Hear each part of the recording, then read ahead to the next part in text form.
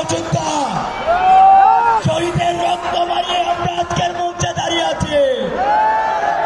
পরিষ্কার ভাবে বলতে চাই, আমার ভাইদের যারা খুন করেছে, আমার ভাইদের যারা হত্যা করেছে, আমার ভাইদের যারা শহীদ করেছে, তাদের চুল পরিমাণ ছাড়তে হবে না।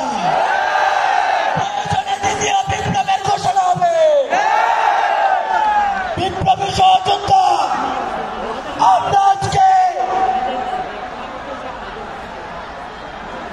আমরা আজকে দেখতে পাচ্ছি মুজিববাদী সংবিধান এখনো বহাল রয়েছে।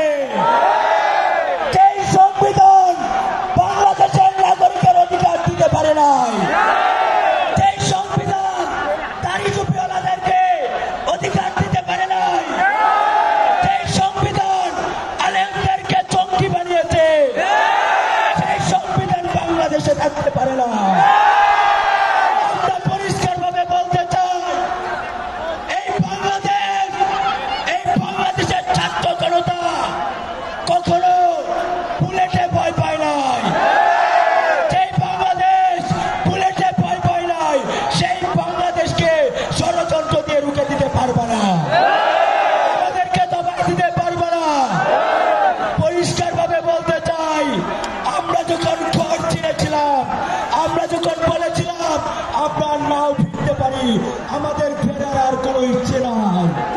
কিন্তু এই বাংলার জমিনে ফেসিবাদের কবর রচনা করে দেবো ইনশাআল্লাহ। ইনকিলাব জিন্দাবাদ।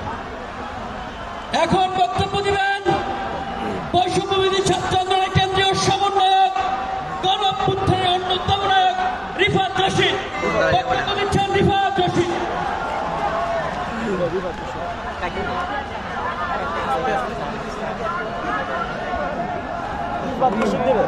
ভালো তো কালার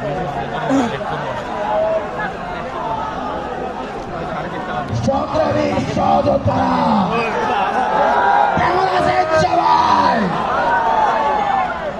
গণঅভ্যুত্থান